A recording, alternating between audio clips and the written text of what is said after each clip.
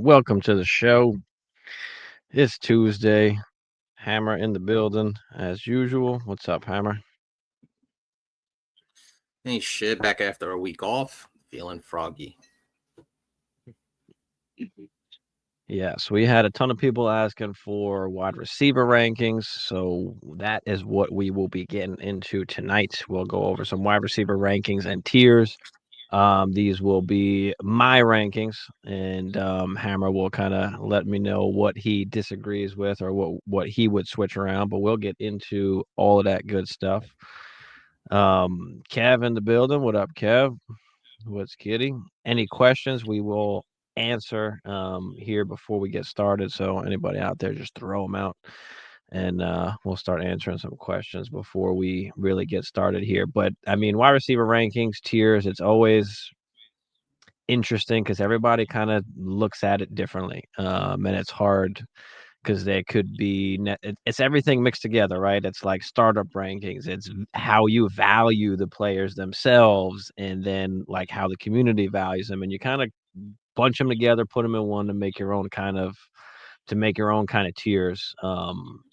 But yeah, we'll get into all that tonight, and going forward we'll do running back, we'll do quarterback, and then the tight ends, of course, as well. All right, let me pop this off. Jamie, what up, Jamie? Jamie, what to do?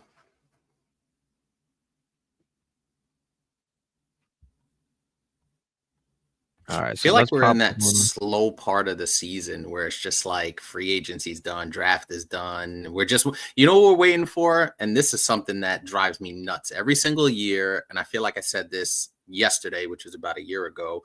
We're waiting for those training camp highlights to pop up on our Instagram feeds. You start to see a little bit of those already, but yeah, man, I saw something on maybe like a week ago. It was only like 60 days or something like that before the season actually starts. And then, there's actually a game on July 31st. I think the Hall of Fame game is on July 31st this year, some nonsense like that. And I was like, damn, it just swings around so fast. It is. It's coming up. Nah, Jamie, I've never been invited, but I'm down. But all right, let's get into these wide receiver rankings and tiers here. So I'm gonna pull up my tier 1, and I guess I'll just pull it up, and we'll just talk about it. I do have 5 guys in my tier 1. Now, typically it's always the, Chase, Jefferson, CD. Now you've got Neighbors as well. I have 5 in my tier 1. And you could argue that Jamar Chase can go in almost a tier by himself with the quarterback situation, now with Joe Burrow. But yeah, he's going to be my overall one. However you want to play 2, 3, and 4, I think is fair. Justin Jefferson, CeeDee Lamb, Malik Neighbors, right? We know how good JJ is. Doesn't matter who the quarterback is. CeeDee Lamb just coming off of, 1,700-yard season. Dak got hurt, obviously, last year. I do think that they will be back to form this year, so I do expect a big season from CeeDee and Dak. And then Malik Neighbors, obviously, what he did last year. And then you talk about how young he is, which is a reason why, like, if you want to have him number 2, I'm definitely okay with that. It is just a tier here, so mix it how you want. But then I've added Puka to that tier. And I don't know if everybody would agree necessarily with Puka being in that tier, but I mean, wide receiver 6 in points per game year 1, wide receiver 2 in fantasy points per game last year, only played 11 games, obviously because of the injury. But the crazy part is he had about, I think, 500 yards after the catch. He's a beast. He's In an absolute only beast. only 11 games. So I don't care that Devontae Adams is there. Devontae Adams is a I target mentioned earner. that. And right, Devontae Adams is a target earner, and that's absolutely fine. But I mean, Puka, Stafford, they got their thing going. And Puka's a guy that doesn't necessarily score like a ton of touchdowns per se, and maybe Devontae Adams will be that touchdown guy, but it hasn't mattered for Puka. He is just dominating on the field. He is getting open at a crazy rate. I mean, even Matt Harmon had charted him last year, and he was just out of this world with the separation. So that is going to be my tier one, is going to have 5 guys in it. Hammer, what do you think about this tier? Would you have anything different? Let me know how you're feeling. I don't think I would have anything different. I think the only thing, especially with like the first 3 guys on this list, obviously Justin Jefferson is out of this world, and he does have a little bit of quarterback kind of. We're not sure what JJ McCarthy is going to be. Is he going to develop that rapport? But because we know Justin Jefferson is so good, that you don't really worry about that, and we kind of call that quarterback proof in a sense.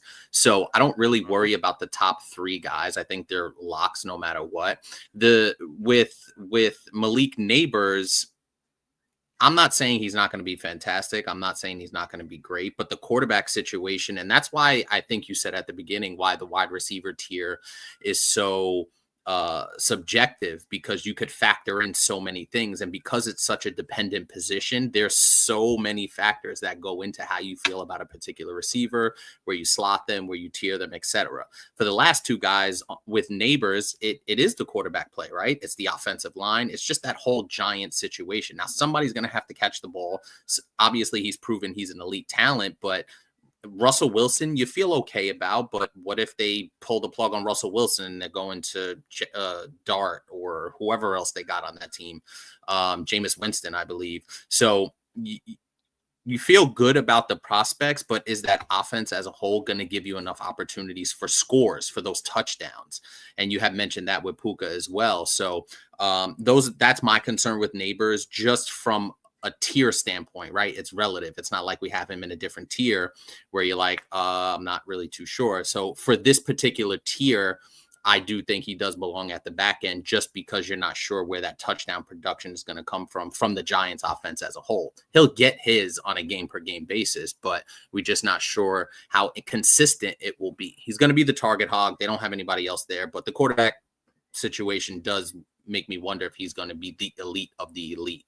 And then obviously with Puka, we know the talent. Matthew Stafford is the quarterback, so there's no issue there. But you brought up a point I was going to bring up, where is Devontae Adams going to eat into some of those targets? Are they going to lean on Kyren and the running game a little bit more to take some of that pressure off of a 37, 38-year-old Matthew Stafford? You don't want him dropping back 40, 45 times a game if the Rams are going to be successful. So does that eat into some of it? And then you mentioned it. He has 9 touchdowns in 2 seasons. So you're averaging 4.5 touchdowns a season. It's a small sample size, but he hasn't been in his first 2 years what we like to call a big touchdown guy. So you wonder if that lack of touchdown production is going to kind of make people go in other directions where they might not get as big a target share, but somebody like a Devontae Adams could end up with 10, 11, 12 touchdowns, and Puka's only at 4, 5, 6 touchdowns maybe.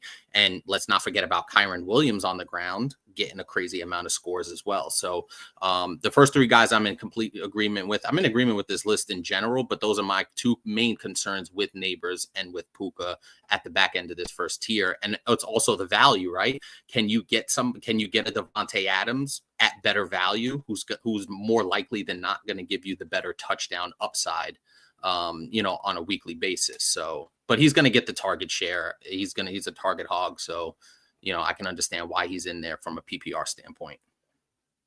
Yeah, I mean, with Neighbors, is he just QB proof too? I mean, he missed 2 It's games, but still possible. had 170 target, 1,200 yards. Still had 7 tutties for a team that didn't really score a ton of Do a whole touchdowns. lot of And scoring. then, Yeah. over 18 fantasy points per game, 6th in fantasy points per game last year. I hear So it. Neighbors is, definitely had a great first season. And then, like you said, even with Puka, without having that many touchdowns, he's still beasting and is still a top guy. So it can't get really any worse. So I hope that the touchdowns, come more. But just answering Kevin here with JJ, I mean, we briefly spoke about it. I mean, JJ McCarthy, we don't know exactly what he's going to give us, but any quarterback that's played in that system, whether it was Nick Mullins, Josh Dobbs, like they fucking balled out. Like they threw for a ton of yardage and touchdowns, and it didn't affect JJ. So I'm not worried about it. But it's hard to put him over like a guy like Chase, where like I still feel like that ceiling might not have even been reached yet. for Chase. Like there's a Which is possibility he crazy could to do think about. Yeah, even more damage. So if anybody's losing anything on the Vikings, it would most likely be Addison. I think I would Hawkinson is agree. a big comeback player this year, so I do like Hawk. Addison possibly can take a step back. I mean, Addison's been great, but he's been great based on a shit ton of touchdowns. That is hard to replicate season over season, but that Vikings offense is just, they can throw the football and they want to score a touchdown. So let me ask you this. If you had the choice, you're sitting at your whatever pick it is, and it's between Justin Jefferson and CD Lamb, right? Take your fandom out of it. Strictly from a fantasy perspective, are you taking JJ or are you taking CD Lamb? I'm probably still taking JJ, but it doesn't. It's hard to pick one over the other. I really don't. It really doesn't matter. One day I might pick JJ. Another day I might pick CD. So it really just depends on how I'm feeling that day, or the amount of JJ shares or CD shares that I have. Like I've got a ton of CD shares. I don't have many JJ shares. I might only have like one. So give me another JJ. I'm okay with that. Fair enough. But it really just depends. Because it just doesn't matter. Anyone in that first tier, really. I do like even in startups, like picking in the back end there and like hammering some Doubling wide up, receivers, double you barrel. know, Yeah, and we'll do absolutely. like a startup show where we can kind of talk about like startup strategy and stuff like that. I love that. So we can get into that because this year there are some opportunities that can be had. All right, so I'm about to bring up tier 2 here. I've got 4 guys. I got 4 guys in tier 2. PB Dubs, what's good? PB, my man. PB, we got to change that avatar, bro. We got to do something about that avatar.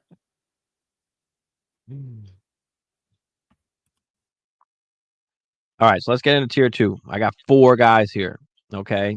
Amon-Ra St. Brown, Ryan Thomas Jr., Drake London, and Nico Collins are going to be my guys in this next tier here.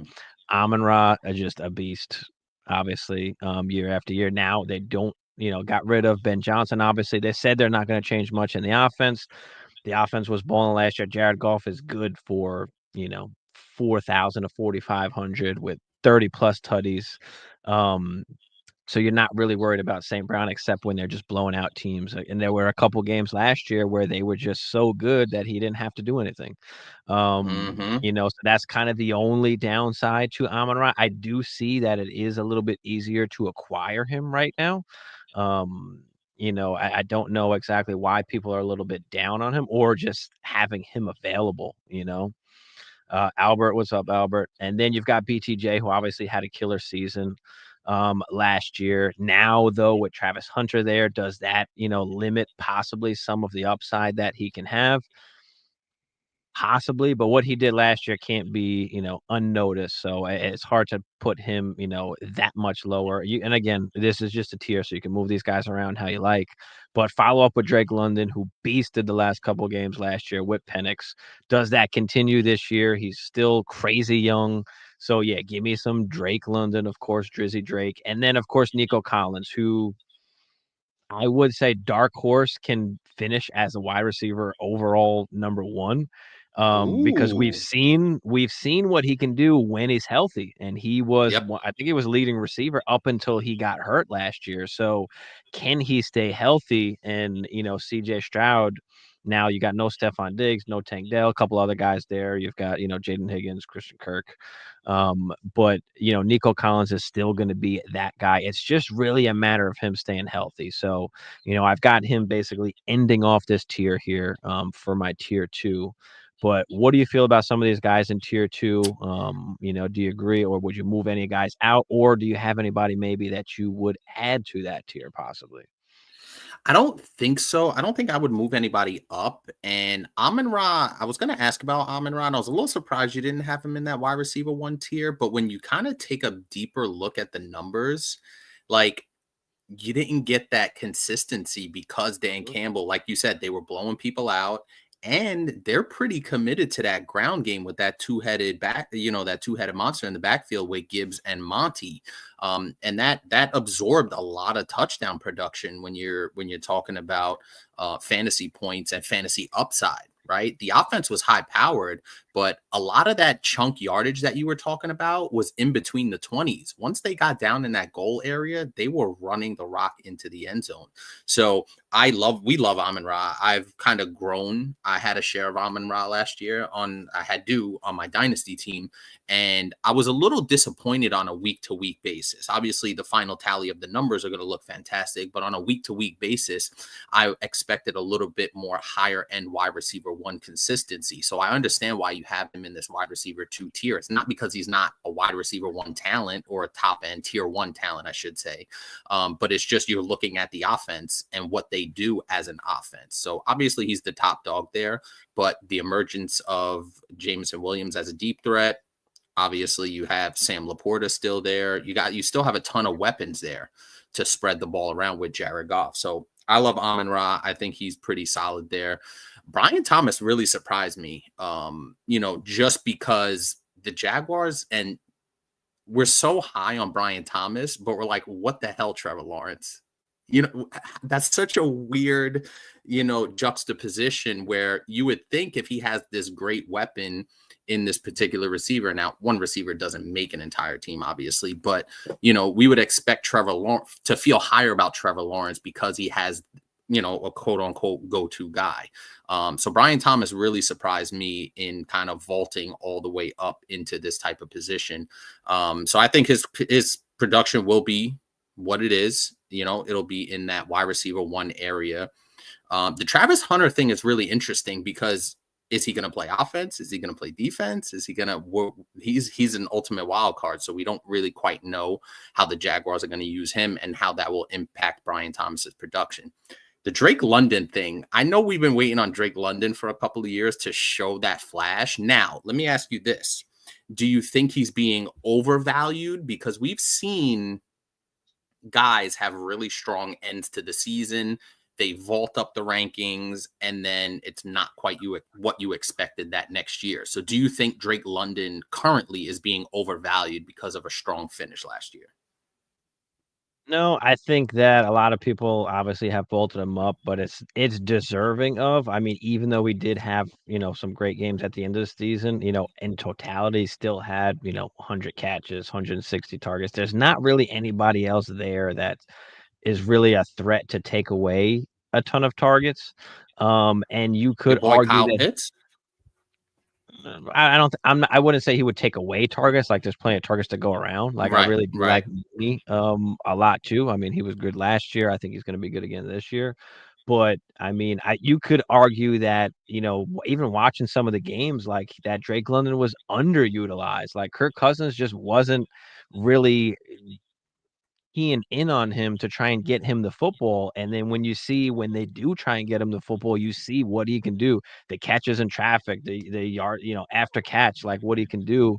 And how he can just kind of snag balls out of the air. Like he's a great player. So I don't know if I would say overvalued. I would say that I would not buy him or attempt to buy him really right now. I mean, I think the Okay. price is really kind of through the roof. Is it one of those situations that you can capitalize on selling and still get someone in that tier or maybe the tier underneath and get a piece on top? Like, yeah, Another asset. I would say in that sense, but I don't think his overall really dynasty value, I would say, is overvalued. Fair enough. I was just because obviously we played fantasy for long enough to see where guys, and we know Drake London is a great talent. We know what he can do. But it's just always in those types of situations where the guy has a strong finish. He vaults up. You either overpay, or draft him at that particular value, and then you're left a little disappointed. Like, damn, I drafted him as my wide receiver 1, and he's a mid-tier wide receiver 2. You know what I mean? And you build your kind of wide receiver room around Drake London, You know what I Mhm. mean? And then you're left kind of scrambling to make up that production from somewhere else. So I was just throwing that out there as situations we've seen Mhm. before. Nico Collins is awesome. He's got a great quarterback. He's as long as he stays healthy, he's going to be a wide receiver one. It's pretty much that simple. And like you said, the biggest point there is the two target threats are not there anymore. Tank Dell obviously with the injury, and Stephon Diggs partying on a boat somewhere with Cardi B. Nico Collins, you're good money. He's going to be a wide receiver one as long as he plays 13, 14, 15 games. Yeah, and I know we talk about it is a tier here. Like I had trouble really putting BTJ. Like you could put him after these guys too.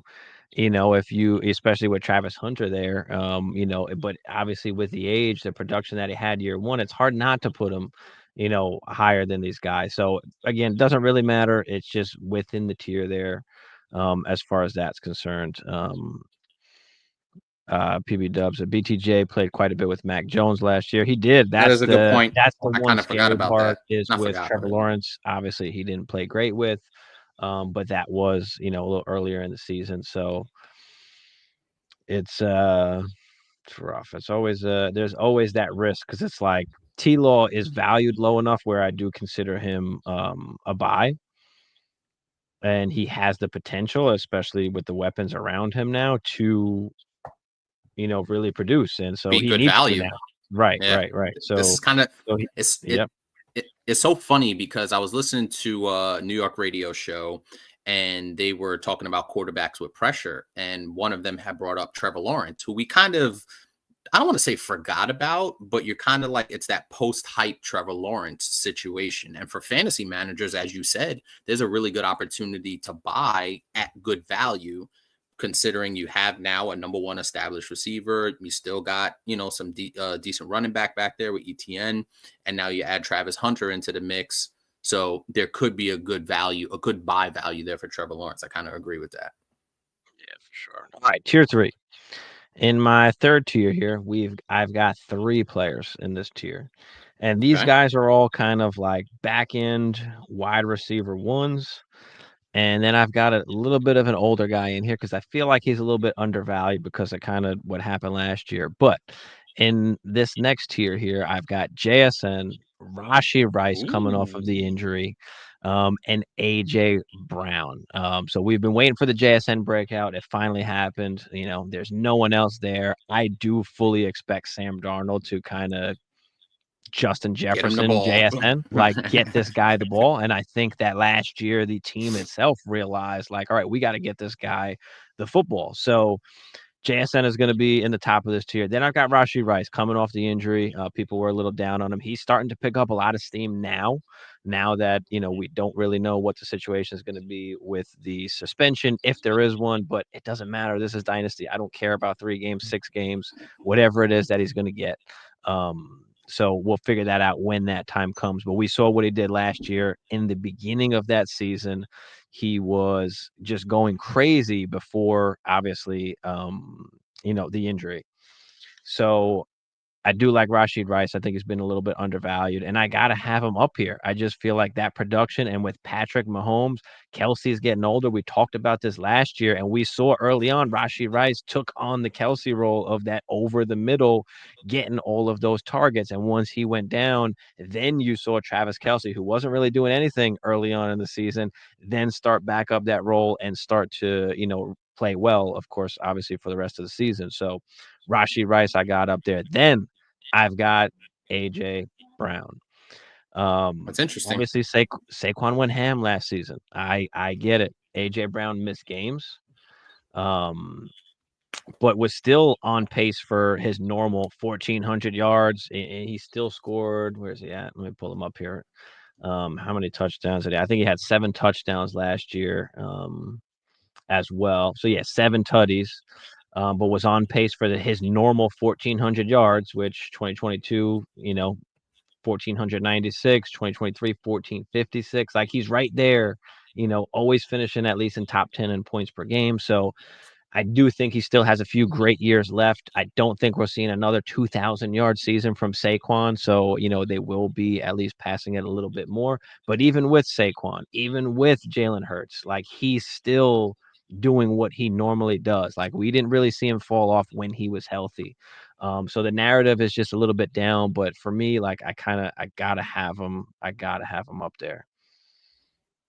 But yeah, what are you feeling about this particular tier? And I made this tier a little bit smaller because my next tier is a little bit smaller as well. It only has 3 players, and you'll see those players. You could argue I could have just put them in one tier, but what do you think about these 3 players here?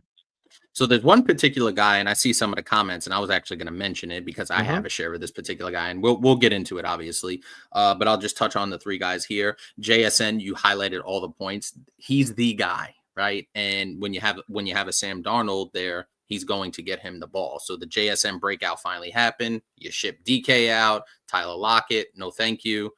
Give me all the JSN there. The Rashee Rice thing is very interesting, and I actually bought Rashee Rice last year. I sold off some parts. I think I sold off Mike Evans, and I got Rashee Rice and a piece last year because my team I knew wasn't going anywhere. So I was like, you know what? I'll take the Rashee Rice share and I'll take another piece. I forgot what it was. I think it was maybe a third or something else. And I'm really happy with that because, as you said, Rashee Rice was clearly emerging as the number 1 go-to wide receiver for Patrick Mahomes, who we still think is pretty much the best quarterback in the league. So the Rashee Rice value is really, really going to be there going forward. Travis Kelce's another year older. This might be Travis Kelce's last year. We have no idea. So that just even heightens the stock for Rashee Rice. AJ Brown, I never really, really loved AJ Brown, especially like coming out of Tennessee, obviously with the injury, but the Saquon Barkley thing, it just didn't feel like AJ Brown jumped off the page as much as he did his first 2 years in Philadelphia. Now, listen, we don't measure jumping off the page in fantasy points. We measure the numbers, and you indicated that the numbers are still there. Now, do you think he's still capable? Now you have him in that tier, but he's still capable of getting to that 1,400, 10 touchdown, type of season where they're going to lean on, you would imagine they're going to lean on Barkley again. Is he more of a wide receiver 2 at this point? Right? Not a receiver that you want to necessarily build your wide receiver room around. And I think we've gotten to that point. So I still do like AJ Brown, but I do like him as my wide receiver 2 and not as my wide receiver 1 anymore, because like you said, he did miss the 4 games. He's getting a little bit older. He is a physical receiver, at that size. So he is susceptible to some injury. So for AJ Brown, I like him as my wide receiver 2 on my particular team, as opposed to building him as my wide receiver 1. That is the risk with AJ Brown, and I think that's why kind of people have him ranked a little bit everywhere. Some people have him ranked way lower. Some people have him still ranked in this range. So that there is, of course, that possibility. But being that he was still, I think he was 12th in fantasy points per game last year, and then obviously, missing that time. But if he's still finishing as, a wide receiver 1, like, I want all of it, and I love the value for it. But you're right. Is he more of just a wide receiver 2 now? That's why I kind of have him in this tier, or he could kind of flirt with the next Like the tier here. So that back end of is that like third the tier. one Mhm. questionable part, the one questionable part about it. So, that there's no doubt, obviously, that it is, a risk. But it's hard for me to put him in a different tier, being that, he did still produce. And you're right, it wasn't dominant. He's not, Saquon was that guy last year, but is Saquon doing that again, this year? I mean, I know we had a huge segment on Saquon and, selling Saquon, and yes, he could absolutely do it again, but history tells us that it's never happened before, but it's a possibility. Like, there's no doubt about that. So, that would, of course, be the one questionable piece here. I know a couple people have some questions about Ladd McConkey. So, Hey, my guy. I traded for. So it's funny. Really quick before we jump in, I know we're gonna talk about Ladd, because this is where it seems to be getting into that little bit of a debate. So mhm. transparency. I was on a contending team last year in our home dynasty league, and I went for the gusto. I forgot what I traded. I'll look it up in a second. But I traded for Ladd McConkey because I wanted some more wide receiver help. I saw he was emerging, and Ladd was awesome. Like he was just awesome almost every week. Now, not from a crazy touchdown production, but he was getting the targets. And there was a couple of times where he did break free and he scored some touchdowns. So Lad McConkey, I do love, but there is some hesitation I do have, and we'll talk about it. Mm. All right, so let's get into it. Let's pull up our boy McConkey on here. And again, it's a tier. I don't care if you want to put him over Marv, but I've got Marv, I've got Herbert, and I've got Garrett Wilson here. So when you look at the B tier, I said like kind of those back end wide receiver ones, but do have the ability obviously to finish a little bit better. Here is going to be, with Marv, Ladd, and Garrett Wilson.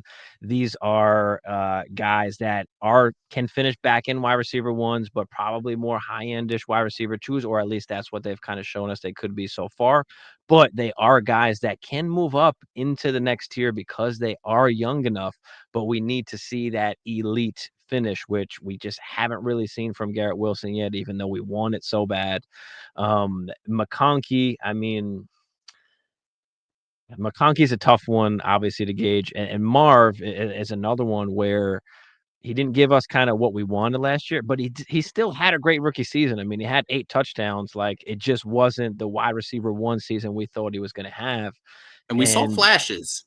we did. We We saw saw the flash. flashes, and it just felt like the team needs to do a better job of, and even the coaching staff has to do a better job of getting him the And football that quarterback. and That getting plays quarterback. right and really, working plays for him. So I do think that improves this year. McBride is obviously kind of that number one guy that is over there, but I think Marv has the ability to, move up a tier. I think he has the ability to finish as a wide receiver one. Are we going to see that this year? I don't know, but I feel like his value, his name, he still has that value. He's always going to have that. So, I do like Marv. And then like going to McConkey, I know everybody loves McConkey. The offense worries me, right? Herbert hasn't been like the Herbert that we saw kind of the first 2 seasons. They're not throwing the ball as much as they That's it. typically would. They do still kind of need that X wide receiver. Like, Ladd is awesome, but he's not like that number one for the team. Is he going to be that? Maybe, until they find somebody that can kind of take on that X wide receiver role. Is Ladd McConkey the next Keenan Allen of that team? Like, yeah, yes and no, because he is that route runner that Herbert is going to love and get the ball to, but they're not throwing the ball, 700 times like they were with Keenan Allen, back Mm-hmm. in the day. So that's my hesitation with McConkey. Number one, I think they still would want to bring somebody in. And I know they drafted, Harris there as well. And I know they still got QJ, but Harris, we've had questions with as well, as far as his route running ability. And is he just this one trick pony, running down the sideline? So it's hard to say. And again, I don't care if you put McConkey first on this list. It's just hard for me to put him higher than that into like the JSN Rashi Rice, kind of tier. But all right, what are you feeling about talk about McConkey first as I just finished up, and then you can kind of talk about the other So guys yeah, there. I was pretty much going to hit on exactly what you said with the volume, the passing volume, right? You got Harbaugh there, and he wants to run the ball, and it was almost, I don't want to say frustrating in a sense, because when McConkey started breaking out, but then when you look at it, like you said, he doesn't have that prototype, X type outside receiver ish. He's more that, like you said, slot guy, route runner. PPR, he's going to be an absolute dog in PPR leagues, right? That's where he's going to keep you afloat and really elevate his fantasy production into possibly high end wide receiver too. So that's where I really love McConkey, and that's pretty much the reason why I picked him up, is because I needed that steady production out of my wide receiver 2 slot with upside. Like, I really do think he has upside, and like I said, obviously we watch all the games, and you could see he has some breakaway ability. Once he gets the ball, he's pretty shifty with it, and he's going to get the targets, which I really love. So, but that was the one concern I did have, was the passing volume, and it's not the same as it was when Justin Herbert first got to LA, San Diego, whatever, the Chargers. And I just wonder how much upside he truly has, right? Because that's what this is about. It's about his true upside. And is he ever going to scratch into that 10 to 12 range with the rest of the guys we see on this list? It's hard to imagine that. But I still love him on a consistent production basis with the catches, 8 catches, 80 yards. And if he gets the touchdown, now you're talking about a wide receiver one type of week. So I really do love Lad McConkey. The Marvin Harrison thing is so strange because you know the talent's there. And we all think Kyler Murray is a good fantasy quarterback. So you would have thought it would have been a bit more of a match made in heaven type of situation. But as you said, Trey McBride emerged as the number one go-to target. And you just felt like you wanted more from Marv, right? So he only had 2 weeks where he was a wide receiver one. And then you saw wide receiver 103, wide receiver 20, wide receiver 26, 57, 76, 49, 41, 66, 56. And considering he was a consensus 101, 102 in rookie drafts, you really didn't get that value that you expected with that 101, 102. And imagine you traded up to get the 101, 102. You move some pieces around to get that. You were pretty disappointed with that particular rookie season. And I was reading a little bit. They said, 10 years ago, if a rookie had 62 catches for 885 yards, 900 yards, and 8 touchdowns, we would have been going crazy. But we see the JJs, the Jeffersons, the Pukas, right? This is Brian Thomas. Let's throw in there with his rookie season. Like, if you're a top rookie type of guy, you're expected to get 70 catches, over 1,000 yards, 6, 7, 8, 9 touchdowns, right? We're expecting more now from these rookie wide receivers, and 800 yards on 60 catches just doesn't feel like a good return on value. And then the Kyler Murray situation. Like, do we trust Kyler to be a good quarterback and deliver the football consistently to give Marvin the production we're expecting?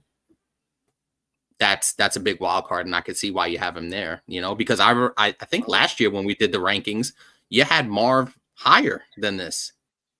Yeah, he was a little bit higher. And just staying on Marv real quick, if you look at some of the statistics, like he was 6th in air yards, 7th in air yards share, 7th in deep targets, like 5th in unrealized air yards. So like there was some opportunities that were missed that could have changed a little bit of what his numbers look like. So like that's what also kind of makes you like Marv going into this season, especially with the value being a little bit lower. Like he's kind of one of those buys that is worth taking the shot on, in that particular range. But yeah, and we'll get to some of the questions here after we finish talking about this tier. But what do you feel about Garrett Wilson?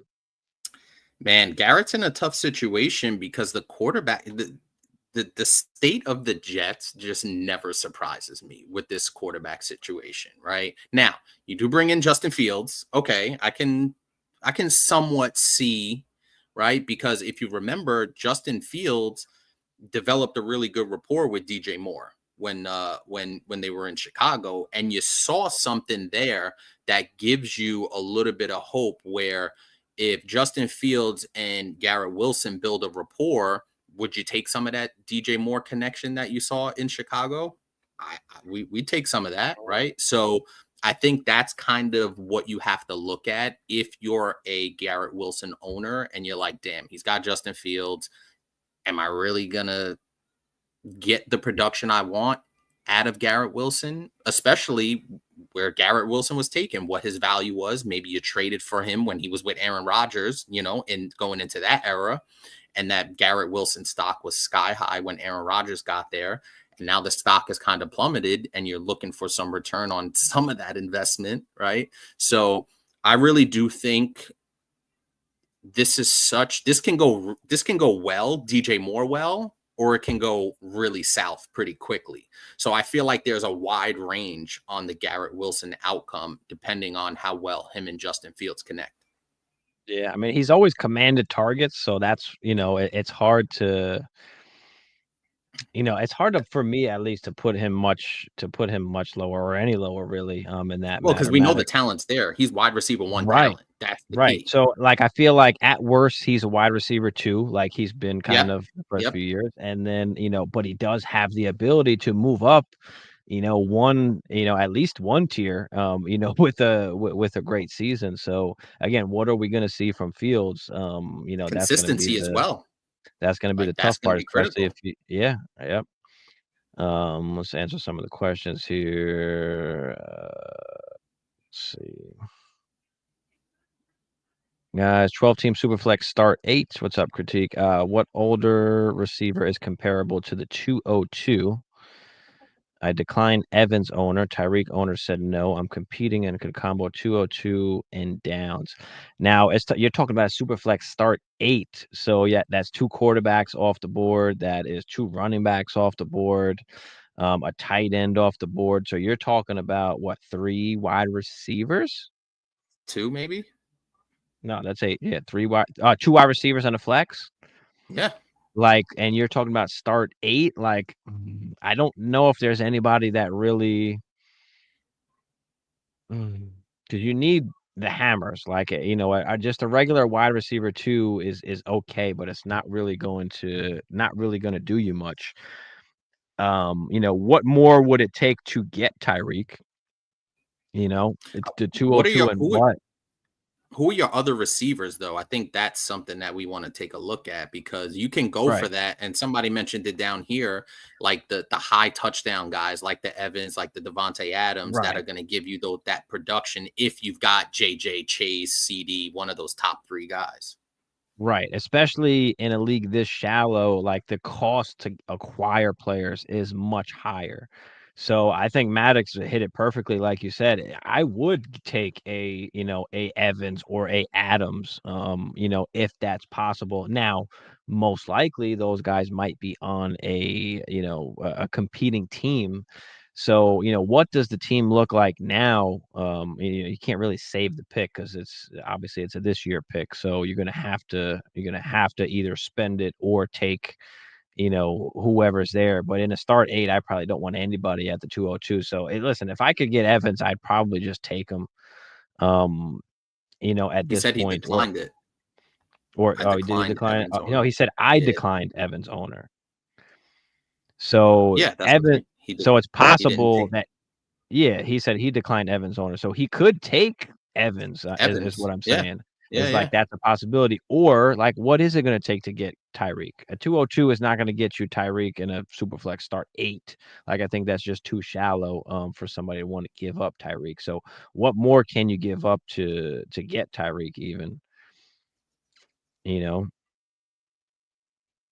Do you want a DK Metcalf? I mean, yeah, I'd take a DK Metcalf. He's well, and we'll talk about him, when we get to it here, but he could be a target as well. I might prefer Adams over Evans, honestly. That's Um, interesting. with Egbuka, with Godwin, like Evans is a little bit older. He's got couple hammy concerns. I just, He's there's still a just that machine, dude. he He's is, still a he is, touchdown he machine, is, man. he is. And then of course you had Baker obviously go crazy. Does that happen again? Does he regress Regress. just a Yeah. little bit, which is of course a possibility. Um, but Adams with like Stafford slings that thing around, like, so He does. that's tough. But those would be some of the guys I would go for. He says Diggs as well. That's another good guy that you can probably take a shot on. But yeah, it'd be interesting to see who else is on your squad, as far as that's concerned. Let me pull up the next tier here, which is a larger tier. But let's start getting into some of these guys.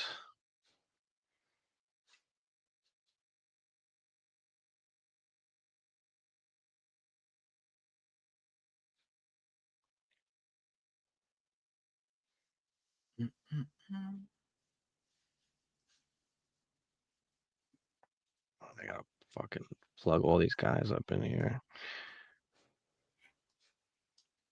Plug and play. All That's how right, we here we do it go. on We've got Sundays. 6 guys in the next tier here.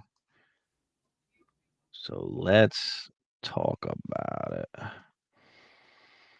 What was one of your thoughts on a trade I made? I gave away Higgins and a 26 first for Nico and a 26 fourth. I'm going for it all this year. So I was wondering your thoughts on this trade.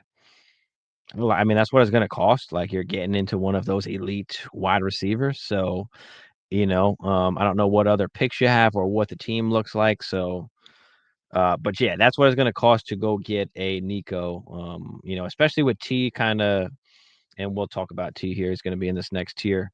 Especially with T and his injuries and not being able to stay healthy. Like, and Nico kind of has a little bit of that as well. There's still that risk, but he's got that like wide receiver one possible upside that I was And talking about a Nico little is the earlier. guy there. Right, right. Athletes and my T. starters Higgins are is clearly Daniels. the number 2. Okay, so here's the team: Daniels, Stroud, Barkley, CMC, Jacobs, Amon-Ra, AJ Brown, Downs, Kelsey. My bench presently. Okay, so yeah, I mean, I don't want to start Josh Downs in the flex, No, in the in flex. this shallow of a league, so I'll take really any of those possible older guys I can get at that 202 there.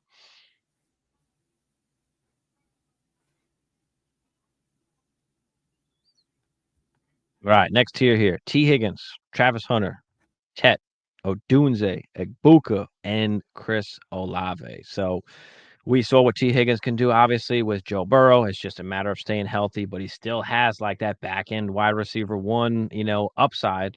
It's just a matter of can he stay healthy. But with Joe Burrow, so Travis Hunter has the ability to be as good as some of these guys in like this first tier, the Justin Jefferson, CD Lambs. Like he's got that kind of talent, but will he be dispersed that way? Is he going to play defense as well? So there's just a ton of variables really with Travis Hunter, but the upside is there. Tet going to Carolina, awesome spot, going to be the number one guy there, has some wide receiver one upside. But is he, how good is that offense going to be? Is Bryce still taking that next step? Had a great finish to last season. I think Tet is a guy that can move up in these tiers with a good season this year. So we'll see what happens there. Odunze, I think underrated. I know they got Luther Bird in there. I know they got DJ Moore there. But Odunze is the clear X wide receiver, and he was targeted a ton when he did get in the game last year and play. So I think with Caleb and Odunze, they're going to be really good together for years to come. I think he's another guy that can move up in this tier. A little bit undervalued, I feel like. So I do like Odunze as a buy, especially after Luther Burden went there. But love Odunze there. Egbuka, one of my guys.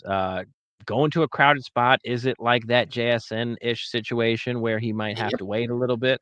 But again, like Godwin ain't really healthy right now. Also, there's a chance that Egbuka goes into the season as that starting slot guy, but has that wide receiver one upside ability on a team that has some older wide receivers. Baker Mayfield is doing his thing. And then you've got Chris Olave, another underrated guy. No, quarterback situation is horrible, but it still finishes as, high end wide receiver two when he's healthy. So like he has that wide receiver one upside, and that's why I have him in this tier with these guys where all of these guys have that wide receiver one upside, but there are a little bit of question marks. So they're more of like at least valued in that wide receiver two range, but they all have the ability to gain value and really move up in rankings. Maybe not I guess maybe not T. Higgins just because he's that second guy. But at least for all these other guys, they have the ability to move up. So it's a young tier that we do have here for the future. But what do you feel about some of these guys and some of that I have in this tier? I mean, you pretty much outlined everything, especially with the young guys. Like we've seen Rome, right? We've seen him at least a little bit enough now. He was playing with a target hog and Keenan Allen and obviously DJ Moore. That Chicago situation was really interesting. And I think it is going to start to shake out a little bit more in his favor as this year goes and even the year after this one. So I really like Rome as a guy with really good upside. Hopefully they develop Caleb, but Chicago always worries me about the development of their offensive skill players. So a little bit of hesitation there. The Travis Hunter thing is just so interesting because you don't know where he's going to be, right? I don't think it's going to be a 50-50 split offense and defense, so we really don't know. And that's why even when we were doing our rookie drafts, like I think I had the 103 maybe, and I think Travis Hunter was still there, and I really wanted to take him, but I was just like, I don't know, and we're not in an IDP league, so his value wasn't as good as it would be if it was an IDP and I could play him on both sides. But we've seen the elite talent, as you said, as a wide receiver, and you're hoping if it's a 70-30 split offense, right? Wide receiver to DB. If you get a 70-30 split, then there is that true upside. But if you're getting more of a 60-40, 55-45 split, it's going to be really hard to kind of gauge his value and what his true upside could be. The T. Higgins thing, I feel like we've always valued T. Higgins as a potential wide receiver 1 candidate, and it's time for us to start understanding that he is not going to be a wide receiver 1. It is not going to happen right now. Surprisingly, he's locked in with Joe Burrow. So if you want to kind of talk up T. Higgins as part of a trade piece, and we talked about T. Higgins when we did one of our buy sell shows, where you could still get value for T. Higgins on name basis alone, right? And what we think he could be. So I think T. Higgins is positioned here, and he still has upside where he can go out there and get you 100 yards and 2 touchdowns in a given game. So there is still that in there, but the lack of consistency, obviously he plays with Jamar Chase on the other side, and the injury history that we all know of. Tet's really interesting. Is Bryce going to take? We saw the flash from Bryce, right? We basically saw what Drake London did in the back half of the season. After Bryce got that benching, he came back and he played really well. And you're kind of flashing forward to that, where you add in a wide receiver 1 type of talent in Tet to a Bryce, and you start to imagine the possibilities of what he could be. So a lot of these young guys, and then Abuka, that's a carbon copy of JSN, just in terms of the situation. As you said, you have to be patient, but there might be some opportunity because of the Chris Godwin injury. So we might be able to see him a little bit sooner. And I'm done with Chris Olave. I'm done. I'm absolutely done. I've had enough. And the quarterback situation's even worse than it's been the last couple of years. I'm done with Chris Olave. I put my faith in him for 2 years. I'm good. I'm out. He's still young enough where like he still holds that little bit of value. It is risk, but at the price, is it worth it? You know, because a lot of people don't really have him valued where I have him here. They'll have him pretty much in the next tier or next 2 tiers, really. But I just like what his price is, and like, you know, his value that can increase. That's fair, but I'm out. Because if you have him,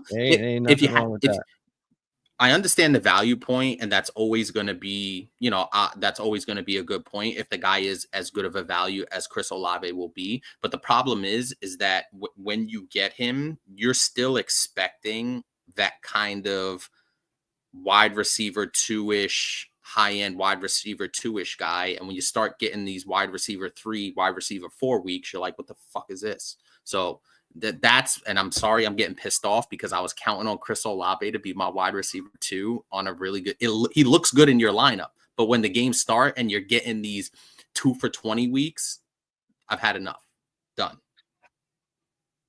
Now I've got 3 more tiers, because I went up to like 40 or something like that. But now this next tier, you could argue could be one bigger tier, but I've kind of broke it up a little bit, and I'll show you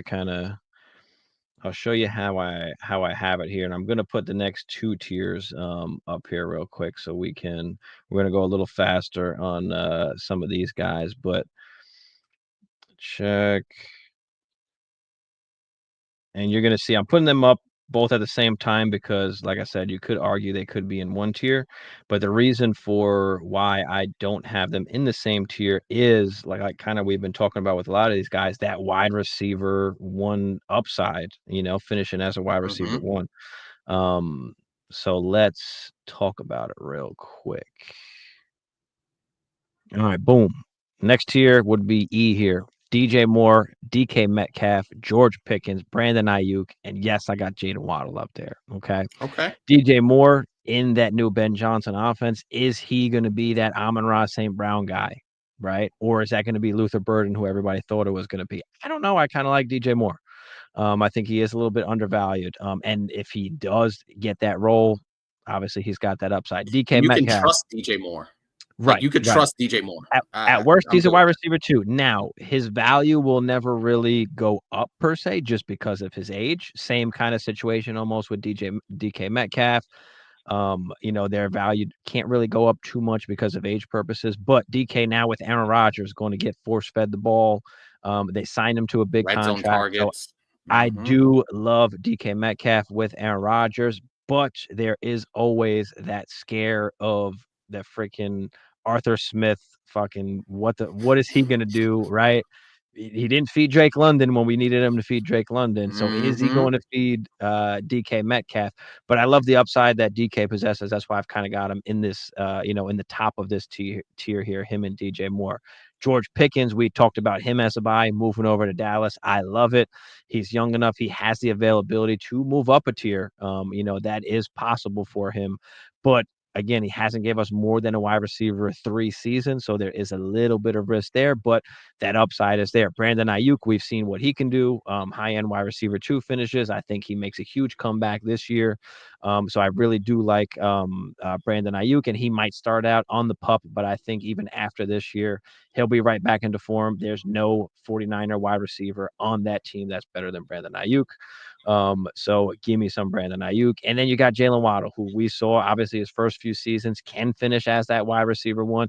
Got Tyreek Hill there, still finished as a wide receiver 1, if I'm not mistaken, with Tyreek Hill, at least the first season, and then fell off a little bit. There's been some injuries. Tua has been injured. Last year was kind of a debacle. And then Jonnu Smith got a ton of targets. So does Waddle get back into action? Does Cheetah get back into action? I still like Jalen Waddle. We've seen it before. We know the talent is there. So that's why I've got him in that tier there. And then you've got the tier underneath, which are some of the more prominent wide receiver 2s. That's just what they are. That's what they're going to be. And that's where they're kind of valued at. But talk about that tier E real quick with DJ Moore, DK, George Pickens, if you want to add anything in there. Yeah, and I think the guy I trust the most on this list is DJ Moore. Like, I trust him to give me solid, consistent production. I know he's going to catch the ball. I know he's going to command some targets. I do think that DK Metcalf does have the upside to go get you double-digit touchdowns this season because he is a big physical target. I don't know how much that Steelers offense is.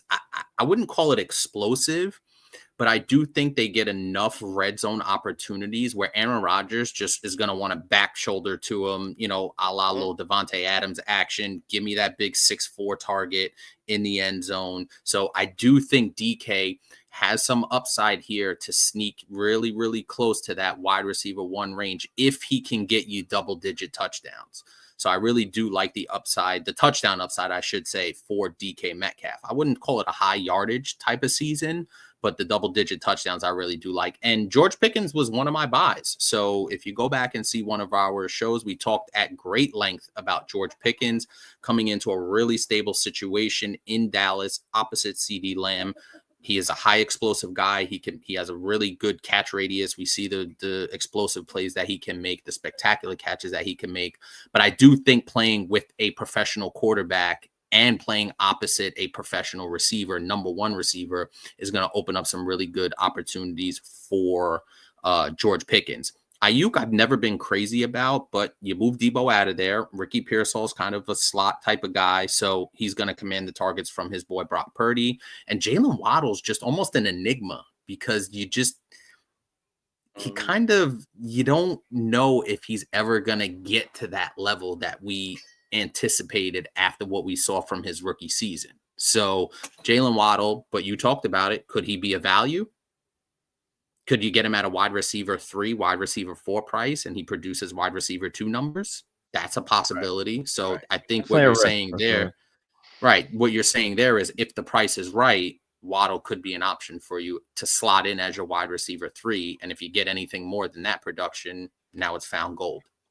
Right, so do you want to take a chance on that upside, or do you just settle for the Devonta Smith, Jordan Addison, Zay Flower that's just gonna give you that wide receiver 2 production, and, it is what it is, or do you go for that upside? Do you go for that swing, right? So that's why I kind of separated, and again, you could argue it's one huge tier, but that's why I kinda separated it, because going into Devonta, Jordan Addison, Zay Flowers, just some wide receiver twos. You've got JMO there, who you can say broke out last year. They say he's going to be more involved this year. We'll see kind of, how that happens. But obviously, you've got Amon Ra there.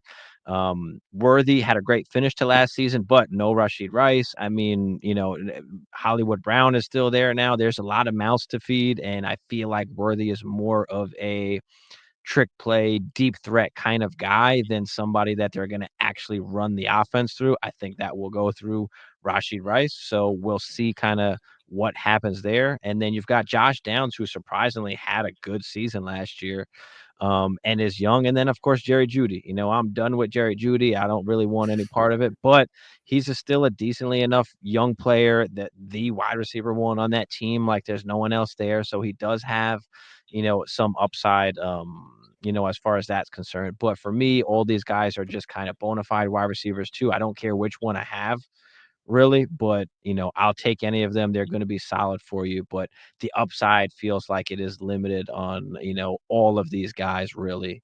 Unless JMO's just catching a bomb every game. So Yeah, I kind of and I love me the first two guys on this list. I really because we've seen, like you said, we've seen those flashes of wide receiver 1 weeks, but they're just so limited because of obviously the situations you talked about on who they're playing opposite of.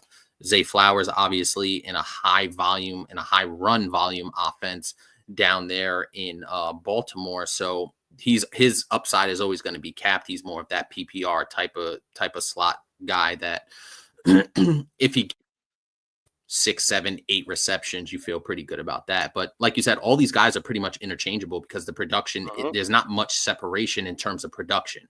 So there's Right, not really right. one thing that says, hey, this guy could possibly. I don't think obviously any of these guys finish as a wide receiver 1. They're probably in that mid wide receiver 2 range. Yeah, exactly, exactly. So that's why I kind of have those guys there, and then I'll finish it off really with the last tier here. And again, they are just tiers, so kind of mix them how you want them. It doesn't really matter. Doesn't really matter for me. But in this last tier here, I've got pretty much it's the older guys with a couple young guys kind of with a couple young guys kind of sprinkled in. Um,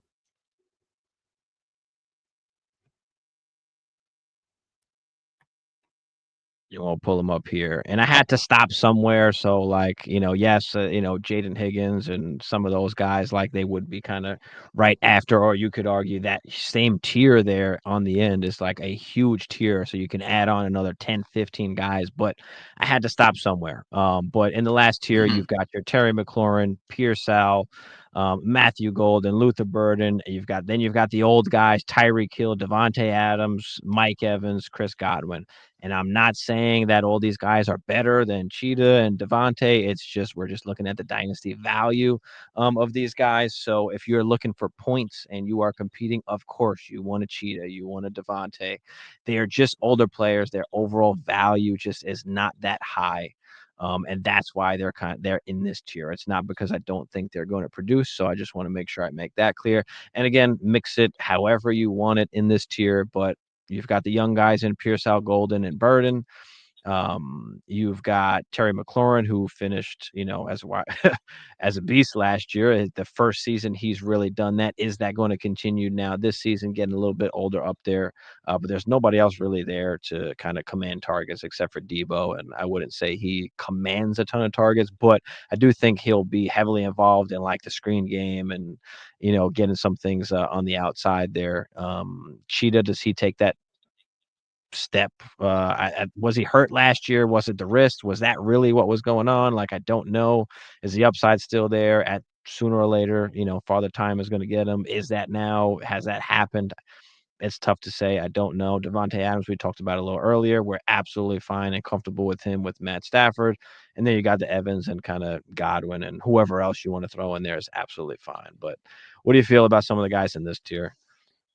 Yeah, once again, we usually, and if you've seen any of our wide receiver tier rankings or just our tier rankings in general, the guys at the bottom are not because they can't outproduce any of the guys above them. It's just because of their age, like you said. But what I will say is this: if you do, and we were talking about a trade, I believe somebody was trying to make for one of these guys, where if you're a team that's not contending like I was, and I had Mike Evans, I sold him because he still holds value once the season starts. And quite a few of these guys, obviously, with a McLaurin, Cheetah, Devontae, Evans and Godwin, those guys will have value when the season begins because they will be scoring points. They will be scoring touchdowns. Obviously, Cheetah's still the number one receiver on his team. Mike Evans is still the number one receiver on his team. And Devontae Adams is kind of a 1B-ish to Puka on the Rams now. So there are points to be had, and you can use that opportunity to buy or sell depending on what your team looks like. So, all of these guys, I think Cheetah really can still finish a wide receiver one. Like he still has that upside if things click as they clicked 2 years ago, 3 years ago when he first got to Miami. So there is still that upside there. We know what Devontae is, and we know Mike Evans is a touchdown machine. The Godwin thing is really interesting because, like you said, you have Mbuka there, right? And what if he just naturally slides in and just produces when Godwin comes back? Does he automatically leap him on the depth chart? That'll be very interesting to see how that dynamic plays out. And what would Chris Godwin's value be then? You know what I mean? Like, So does that's Ibuka slide into the slot and they just play Evans and Godwin on the 3 outside? and run 3 receivers with Baker. That's also Right. possible as well. So a lot of interesting things there. I've always loved Terry McLaurin's talent. So to finally see him with a quarterback that can actually get him the ball was refreshing to see at his age, 28 season, 28, 29. What is Terry now? Gotta But be yeah, 30, I think. because of the age, he's, that value is not really there as it was. Right. And I'm okay with putting him at in tier F if you want to put him at the end of tier F, just because he's got the the points upside. He's going to give you points. I'm okay with doing that as well, but just felt like separating a little bit. But I'm okay if you want to throw him like at the end of that tier just for the production. But that basically that wraps it up. That's all I've got as far as the rankings and tiers here. We'll answer some questions before we get out of here real quick. Andre said, what's the MHJ price tag? You're looking at least one first, but you're looking at a first plus. I don't think anybody's really getting rid of them for one first. So you're going to be looking at a first plus as far as that's concerned, as some kind of equivalent value there. Different league made a deal where I got Bucky and Mason Taylor, gave away Hubbard, a 26 first, Schultz, and a 27 third. Again, I'm going all in, so one of two young but great guys. I mean, gave away Hubbard That's the the first, trick. Schultz on the third. That's that down tier like that. I almost love the other side. Like, give me the Hubbard in the first, almost like but Because what's going to be the you know, separation between Hubbard and Bucky? right, and it's not a bad trade. Like, I mean, the value that Bucky has is so much higher, obviously, than Hubbard. So, I don't mind it as far as like the value wise, but is that good tier down? And I could see you going the other way too if you want to buy Bucky, but for me, I feel like Bucky is just valued a little bit too high, and I like to try and take advantage of that and what people think. But it's not a bad trade, I wouldn't say at all. Smith, Williams, and Worthy in E, and put Waddle in F. Yeah, I mean, like I said, you could argue that's one big that is one tier, like E and F together. Like, I'm okay with that. I just tried to separate it just a little bit by some of that, like I talked about, that wide receiver one upside. I don't think that Devonta Smith or Worthy have that upside. I don't really think JMO has that upside either.